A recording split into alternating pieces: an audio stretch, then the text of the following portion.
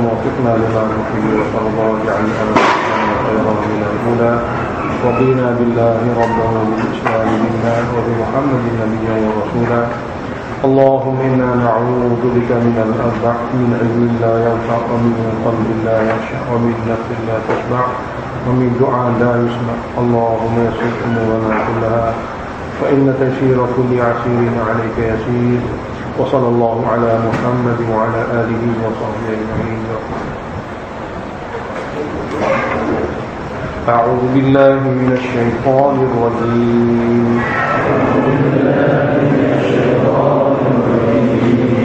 بسم الله الرحمن الرحيم. الحمد لله رب العالمين. الرحمن الرحيم. مالك يوم الدين.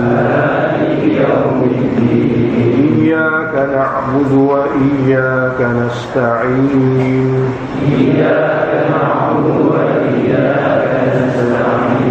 اهدنا الصراط المستقيم. صراط الذين أنعمت عليهم غير المغضوب عليهم ولا الضالين.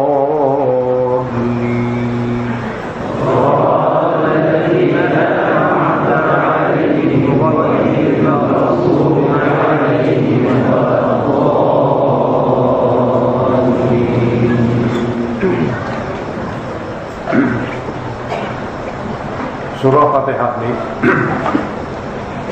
7 ayat.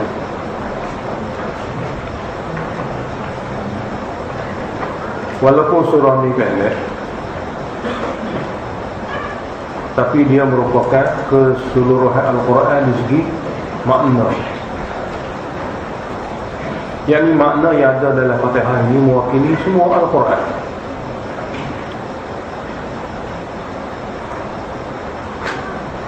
Boleh jadi dengan sebab ini orang yang semayang, walaupun dia tidak baca mana-mana surah lain pun, jika dia baca Fatihah sudah memadai di sisi Imam Syafi'i, betapa sahnya semayang.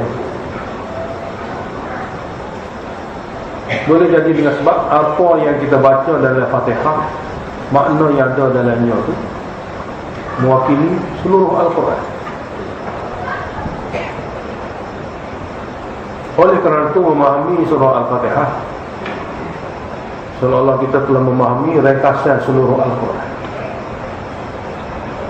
Walaupun kita tak baca surah lain, tapi bila kita baca surah Al-Fatihah itu supaya kita baca makna Al-Quran keseluruhannya.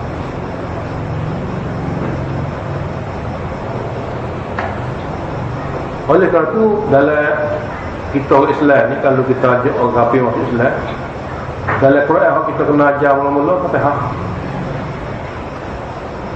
Walaupun dia mengaji tak dia habis 30 juzuk Quran, dia mati, kalau sekiranya dia boleh faham dalam Fatihah ni makna-makna yang ada dalam Al-Quran itu, sudah dia dapat memahami secara kesimpulan. Dan kita pun alhamdulillah, walaupun surah ni kita biasa memang lacam darah dia tu ni sebab ada baca, tapi di segi makna tu kita cuba usaha dia dapat menghayati, dia serah dalam semasa baca. Bab Fatihah ni kok mana pun kita baca dalam semuanya. Mana khusyuk kita dalam baca Fatihah ni memberi kesan dan ifak besar dalam khusyukkan semayang itu. Sebab ni memang baca. Ada pun surah-surah lain atas kita pilih, tapi Fatihah memang kena baca. Jadi kalau kita dapat menghayati, menyelami makna yang tersirat dalam Fatihah, memberi kesan besar pada khusyuk semayang itu. Oleh kerana itu kita kena ada sikit tawajuh.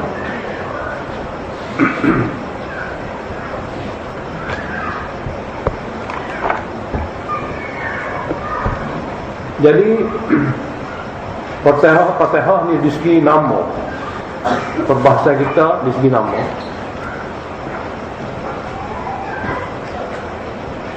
Ya, dengan sebab nama ni lah dia dikira kesimpulan Al-Quran. Kalau Fatihah tu maksud pembukaan lah, pembukaan bagi 30 juz Al-Quran. Kita panggil Al-Fatihah ni pembukaan. Biasa pembukaan ni pun biasa-biasa kalau pembukaan permulaan, pembukaan yang indah. Apabila dalam pembukaan tu telah memberi isyarat penutup. Pembukaan tu kalau dah ada isyarat penutup tu memang indah dulu. Macam cerita Nabi Yusuf dalam Quran ni saja dalam surah Yusuf cerita dia daripada awal hingga akhir. Tak ada dalam surah lain dan tak ada cerita lain seperti Yusuf. Maka dia dikira ahsanul qasas, paling indah sekali cerita yang ada dalam Quran, cerita Yusuf. Sebab cerita Yusuf ni dimulai dengan permulaan yang telah menunjuk kepada permulaan itu kesudahan. Kerana cerita Yusuf hasil daripada mimpi dia yang ringkas. Asasilah ni mimpi Nabi Yusuf. Maka segala-gala cerita yang berlaku setelah habis 100 lebih ayat tu cerita dalam satu ayat. Mana rumusan daripada mimpi Nabi Yusuf yang satu itu 100 lebih ayat Quran menghuraikan mimpinya. Maka dia dikira ahsanul qasas. Kerana dalam pembukaan surah Yusuf mewakili isi-isi yang akan terkandung dalam surah Yusuf yang 100 ayat. Begitu juga Fatihah. Permulaan Fatihah ini lafaz dia Fatihah. Maka lafaz dia memberi makna permulaan yang telah ada isyarat-isyarat penutup. Permulaan yang ada isyarat-isyarat penutup. Maka nama dia Al-Fatihah. Itu satu perkara. Cuma kita dalam pengajian hari ini kita nak bahas dua nama saja yang terkenal dalam tafsir Al-Quran. Dia banyak nama. Kalau kita buka kitab tafsir enggak banyak nama. Tak, banyak sekali nama. Cuma nama yang kita nak buat kajian dalam pengajian itu dua nama. Pertama, Al-Fatihah dengan nama Ummul Quran. Ini kita akan buat perbahasan. Ummul Quran. Fatihah itu apa dia? Fatihah adalah Ummul Quran, induk bagi Al-Quran, ibu bagi Al-Quran. Setengah ulama tafsir kata macam ibu ayah kan. Ambil ibu dia, anak dia ikut sekali. Di mana ibu ayah duduk, anak dia semua duduk sayap dia belakang. Maka kalau nak igat anak dia memang payah dia. Sebab anak dia tu selewat habis. Apabila igat ibu dia tu, anak dia mari turut dia. Dia kupuk sikit lah, anak dia mari juga. Dia payah. Itu dia panggil induk. Dalam setengah tafsir beritahu makna induk ni kadang-kadang ambil sa ni akan mari belakang yang lain. Jadi Ummul Quran bermakna induk bagi Al-Quran, ibu bagi Al-Quran. Kenapa dikatakan dia induk? Ataupun khalasah dan kesimpulan. Maka ulama tafsir telah membuat penafsiran mereka dengan berbagai-bagai lah. Dalam perkara ini yang biasa-biasa ada dalam tafsir, lebih-lebih lagi tafsir yang digunakan pakai di negara di benua India, Pakistan dan Bangladesh. Biasa negara tu dia guna dalam pengajian tafsir Syabir Ahmad Usmani, tafsir Usmani. Kata-kata madrasah dan juga kalau mengaji tafsir mula-mula sekali dia mengaji tafsir Usmani, tafsir yang ditulis dalam bahasa Urdu. Tahun 3 10 juzuk, tahun 4 10 juzuk, tahun 5 10 juzuk, khatam 30 juzuk tafsir Usmani dalam bahasa Urdu. Lepas tu lah baru tahun ni ngaji Jalalain 30 juzuk. Lepas tu naik tahun 7 ngaji Baydawi habis Baqarah ataupun 7 atau 2 juz mengikut keadaan ustaz. Habis ngaji tafsir Quran Ustaz Baydawi sekadar satu surah. Jadi kitab mula-mula dikenali di negara mereka, ribu-ribu madrasah pun tafsir Usmani yang dikarang oleh orang alim sebelah sana daripada dua ulama masyhur. Sebahagian Quran itu ditulis oleh Mahmudul Hasan, sebahagian lagi ditulis oleh Syabir Ahmad Osmani. Tapi terkenal lepas tu dengan nama Tafsir Osmani. Seperti juga Jalalain. Jalalain ini nama tafsir bagi dua pengarang. Separuh Quran Jalaluddin Mahalli, separuh lagi Jalaluddin Suyuti. Dengan sebab dua orang Jalal tu jadi Jalalain. Dengan sebab dua orang yang bergelar Jalal, jadilah Jalalain. Mana kitab tafsir ini ditulis oleh dua orang. Mana Jalaluddin Mahalli tulis dulu, lepas tu mati dia. Imam Suyuti pun, Jalaluddin Suyuti tulis, menyempurnakan 15 juz lagi lebih kurang gitu, jadilah sebutir tafsir Jalalain.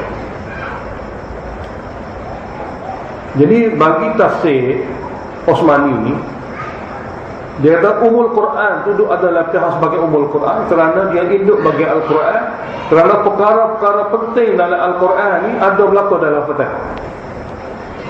Ada berlaku dalam Fatihah. Ada berlaku. Cuma isyarat-isyarat. Jadi apa yang ada dalam Quran itu, dia kata dalam Quran itu perkara sebenarnya dibahas. Dalam Quran 30 juz itu ada perkara. Pertama tauhid, kedua risalah, ketiga akhirat. Pertama tauhid, kedua risalah, ketiga akhirat. Keempat ahkam, hukum. Kelima, keadaan orang yang taat. Keenam, keadaan orang yang durhaka. Inilah dalam Quran 30 juz. Tauhid, risalah, akhirat, ahkam, hukum hakam, undang-undang. Lepas tu keadaan golongan yang taat, keadaan golongan yang durhaka. Inilah intipati 30 juz Al-Quran. Lepas tu apabila kita kata dia Fatihah ni induk bagi Al-Quran, maka kena ada nenek ni dalam Fatihah. Kena ada nenek ni dalam Fatihah. Ini mengikut perbahasan dia lah. Mana dia? Tengok. Jadi apabila kita tengok Fatihah, Bismillahirrahmanirrahim sampai ke Alhamdulillah hingga ke Ar-Rahim. Dalam mazhab Syafi'i Bismillah itu satu ayat dah. Alhamdulillah ayat kedua, Ar-Rahmanirrahim ayat tiga. Tiga ayat pertama tu tauhid. Tauhid. Lepas tu Maliki Yaumiddin itu akhirat. Maliki Yaumiddin itu akhirat. Risalah, iyyaka na'budu dengan siratal mustaqim. Jadi risalah ni mana cara buat ibadat. Jadi apabila cara buat ibadat, isyaratnya iyyaka na'budu, engkau saja kami akan melakukan ibadat.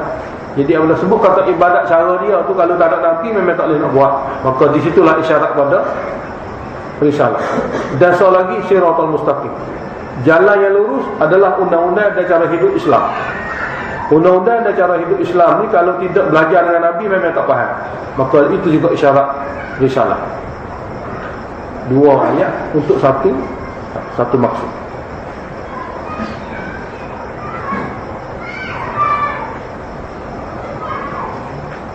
Dan siratal mustaqim juga ahkam. Mana undang-undang, termasuk ibadat dan undang-undang lain lah. Macam iyyaka na'budu tu ibadat dan apa saja amalan yang diajar oleh Nabi. Tapi siratal mustaqim tu ahkam, undang-undang Islam yang lain-lain.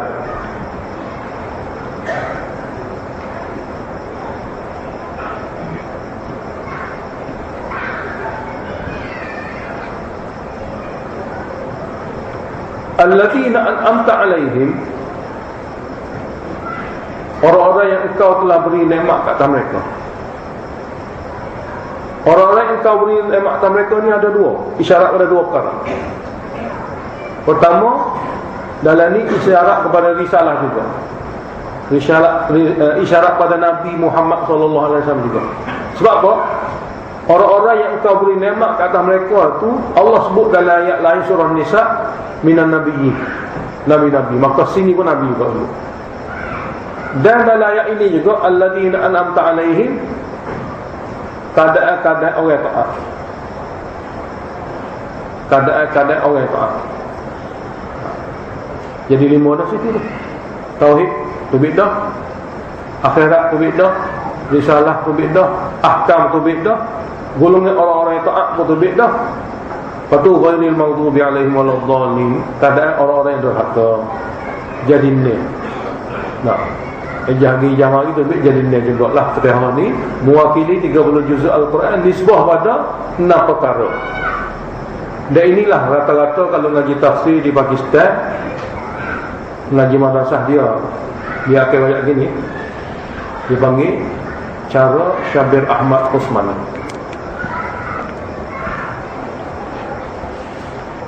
Cara kedua, Fatihah sebagai Ummul Quran. Nama sebagai Ummul Quran ini mengikut satu lagi ulama tafsir, iaitu ulama tafsir dalam sanad kita ngaji tafsir. Dalam sanad daurah tafsir ni dia ada cara dia juga. Guru kita Mufti Muhammad ambil ngaji tafsir dengan guru dia dan ayah dia Syekh Tafsir Maulana Abdul Ghani. Maulana Abdul Ghani ambil ngaji tafsir daripada awal hingga akhir 30 juzuk daripada Ghulamullah. Ghulamullah ambil Quran di 30 juzuk melalui Husin Ali Alwani. Jadi cara yang kita nak wayak kedua ni cara Husin Ali Alwani. Jadi cara daurah kita ni. Dan cara daurah kita ni lah dikira cara daurah yang paling terkenal di Pakistan sana. Kalau sebut kata daurah tafsir, daripada daurah inilah yang paling masyhur sekali. Rata-rata orang yang boleh buka ngaji daurah ambil sanad daripada dia. Sebab cara dia ni unik. Maknanya orang boleh mengaji dalam tempoh yang singkat, dapat kemahiran dan boleh mengajar. Dan bertali arus hingga ke hari ini. Dan sehingga kita pun yang mengaji mengikut sanad ni boleh buka wak daurah juga. Nah, bukan mudah juga baca Quran dalam masa 40 hari 30 juzuk. Bukan mudah. Nah. Sebab nak ingat makna terjemah ni pun satu hal pula. Nak huruf panjang-panjang tu payah kalau kita tak tahu kaedah dia. Jadi, hak kita nak huruf hak kali perkara kedua di segi dia Fatihah ni Ummul Quran mengikut huraian Syekh Tafsir Maulana Husin Ali Alwani yang merupakan sanad daurah tafsir kita. Yang mana semua kita ni apabila kita bagi sanad nanti, kita bagi sanad atas rasa pengajian daurah tafsir Maulana Husin Ali Alwani. Kata dia, kami telah dapati tulisan yang dikarang oleh Mujaddid Al-Fusani, tokoh ulama India yang pernah menentang Akbar, pemimpin kerajaan Islam yang cuba nak mempelopori agama din ilahi, campuran di antara Hindu dengan Islam. Dia di antara ulama zaman itu yang menentang habis-habisan sehingga ranak faham itu. Sehingga ranak faham. Masa tu raja Islam tu daripada Mongol ni, dia terpikat dengan gadis Hindu. Lepas tu, dengan sebab tu dia cuba nak campur adukkan Hindu dengan Islam dengan satu nama din ilahi ini. Jadi Mujaddid Al-Fusani, Ahmad Sarahandi masa tu, Mujaddid Al-Fusani mana tokoh yang dapat memperbaharui semula kerosakan agama pada tahun 1200 Hijrah. Dipanggil Mujaddid Al-Fusani, tokoh dunia yang pernah berjuang untuk mempertahankan dan mempertabatkan Islam yang sebenar semasa agama Islam akan dirosakkan oleh golongan dan tangan-tangan tertentu, dan usahanya telah berjaya. Nama dia Ahmad Sarahandi. Dalam kitab Mujaddid Al-Fusani Ahmad Sarahandi, nama kitab dia Mawahibur Rahman, muka surat 3, ada menyebut kata dia, dalam kajian kami, dalam kejadian kami, semua kitab-kitab langit dahulu ada dalam Quran. Dalam kajian kami, semua kitab-kitab yang pernah turun daripada langit dahulu kala, Allah himpunkan semua dalam Quran. Dan perkara ini ada disebut oleh Nabi kita Muhammad sallallahu alaihi wasallam dalam hadis. Dalam hadis ada sebut. Mana kalau kita tak ada Taurat, tak ada ini, tak ada kitab apa sekalipun, tak ada masalah. Sebab dalam Quran ni Allah himpun belaka menjadi penutup dan penyudah bagi segala kitab. Sebagai kehebatan Nabi dan umat akhir zaman. Sebab umat akhir zaman menjadi saksi bagi seluruh umat di akhirat esok. Umat mana sekalipun sebagai saksi bahawa Nabi mereka telah menyebarkan agama pada kaum masing-masing, maka Nabi masa tu akan kata saksi saya adalah umat akhir zaman. Umat mereka kata, wahai Allah, macam mana boleh jadi saksi? Dia tu tak beranak lagi. Contohnya kaum Nabi Nuh, kaum Nabi Lut, kau tak kira lah nak jadi saksi pada kami. Dan Nabi kata dia jadi saksi. Biarlah dia lahir akhir zaman pun, tapi dia akan jadi saksi. Kemudian bila ditanya, macam mana kamu boleh jadi saksi wahai umat akhir zaman? Umat akhir zaman kata, kerana Quran, dalam Quran kami hak kami ngaji ayat belakang dah umat-umat dahulu, Nabi masing-masing telah menyampaikan suruhan Allah Ta'ala. Sajalah mereka kaum itu tolong. Kami tahu daripada Quran kami. Daripada hadis itu bermakna maklumat kaum-kaum dahulu Allah telah kumpulkan dalam Quran dengan disebut nama Nabi-Nabi itu, dengan disebut nama Nabi-Nabi itu. Oleh kerana disentuh akidah sama, maka hanya disentuh akidah saja. Adapun cara pelaksanaan taat tidak sama, maka diabaikan. Sebab cara ketaatan ini tak perlu diulangkan kembali. Kerana apa? Kerana amalan itu apabila sudah mansukh, tidak perlu diamalkan lagi, maka tidak perlu lagi disebut semula dalam Quran, buat jadi banyak. Hanya disebut dalam Al-Quran hukum hakam yang bersesuaian dengan umat akhir zaman untuk diamalkan hingga kiamat sahaja disebut. Lain-lain pada itu tak perlu disebut hukum-hukum. Tapi di segi akidah, setiap Nabi Allah sebut hukum akidah. Sebab akidah tidak ada beza, serupa saja. Jadi Alhamdulillah kita yang mengaji tafsir ni, kita esok akan jadi saksi. Tapi kalau kita mengaji menjadi saksi ke mana, tak tahu. Sebab jawapan daripada umat Muhammad, kami tahu Nabi masing-masing telah menyampaikan tugas sebagai Nabi, menyeru kepada mentauhidkan Allah, ada dalam Quran kami. Sebab kami mengaji, kita akan jadi saksi. Alhamdulillah, ummatan wasata. Tapi orang tak mengaji Quran, dia tak boleh nak pelawak. Ya, kita tak tahu, kita tak biasa mengaji tafsir Quran ni.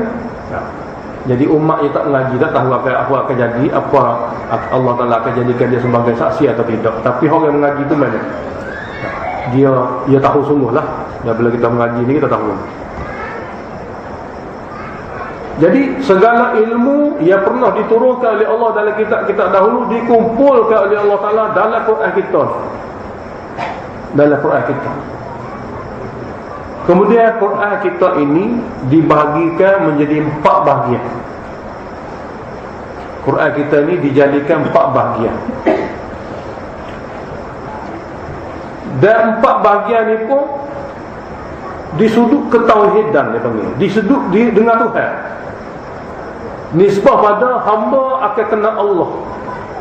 Sebab kita Allah ni nak supaya hamba kenal Allah. Lepas tu baru taat pada Allah. Taat tanpa kenal ni tak makbul. Setelah kenal dan melakukan taat baru makbul. Jadi oleh kerana kitab Allah untuk memperkenalkan hamba Allah kepada Allah, maka di sudut tauhid, di sudut ketuhanan ni dibahagikan kepada 4. Dalam Quran ini dibahagikan kepada 4. Dan semua 4 ini hampir-hampir 1/4 Quran juga. Dan semua keempat-empat ini dimulai dengan Alhamdulillah. Dimulai dengan Alhamdulillah. Bahagian pertama Alhamdulillah. Bahagian kedua pun dimulai dengan Alhamdulillah. Bahagian ketiga pun dimulai dengan Alhamdulillah. Dan bahagian keempat pun dimulai dengan Alhamdulillah. Dan 4 bahagian berlainnya dalam Quran ini mewakili sifat-sifat khas yang perlu diketahui oleh setiap hamba tentang Allah. Sifat-sifat khas yang perlu diketahui oleh setiap hamba tentang Allah. Cuma 3 bahagian mewakili kehidupan dunia dan 1 bahagian mewakili kehidupan akhirat.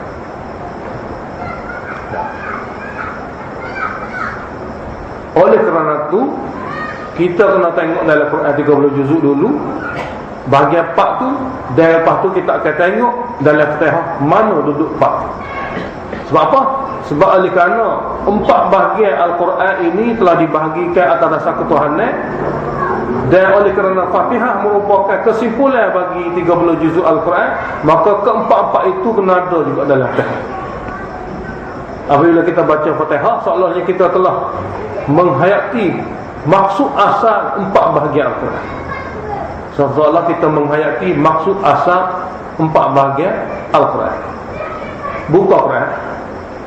Bahagian pertama daripada Alhamdulillah surah Fatihah. Ini bahagian pertama. Nah, sampai ke surah An'am.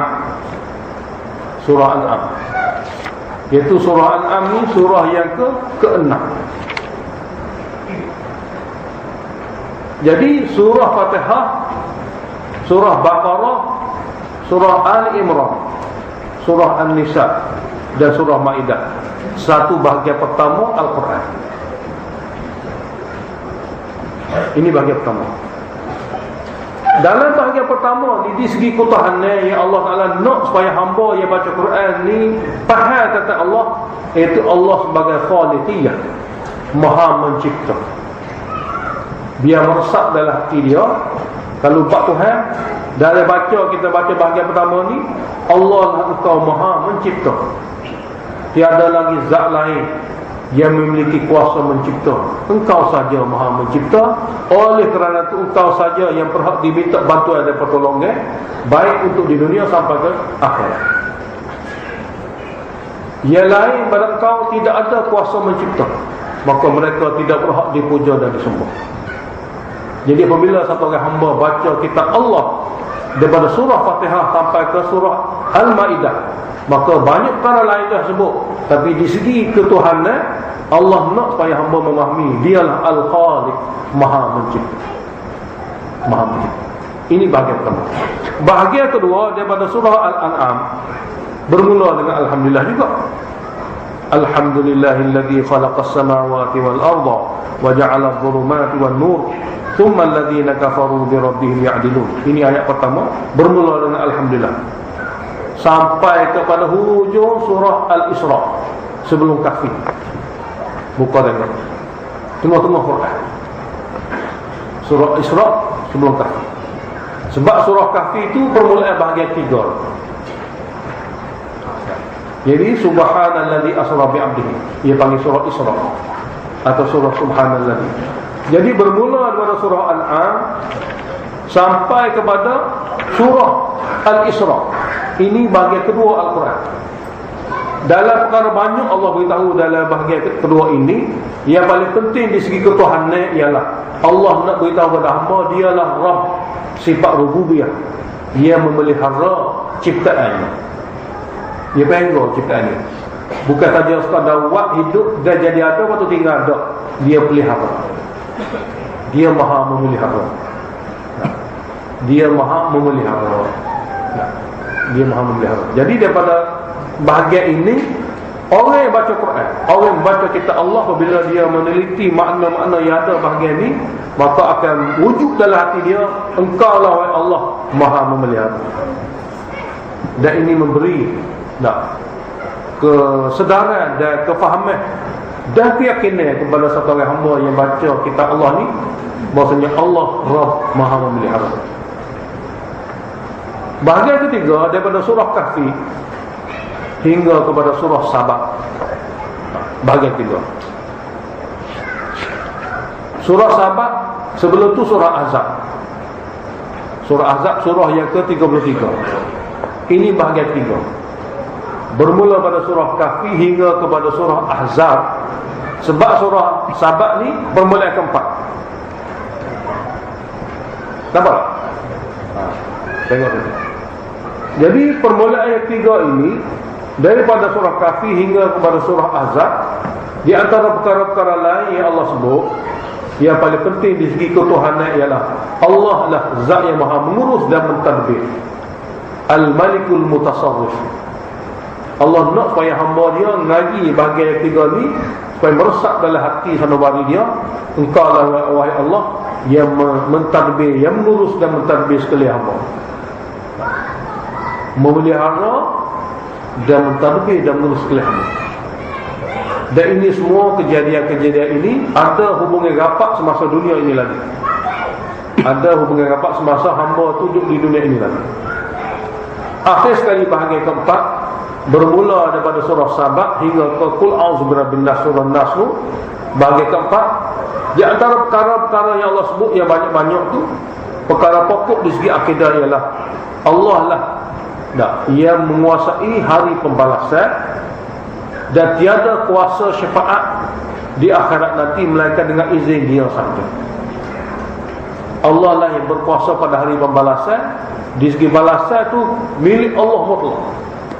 Tiada kuasa lain yang boleh memberi sokongan dan bantuan melainkan dengan izin dia sahaja.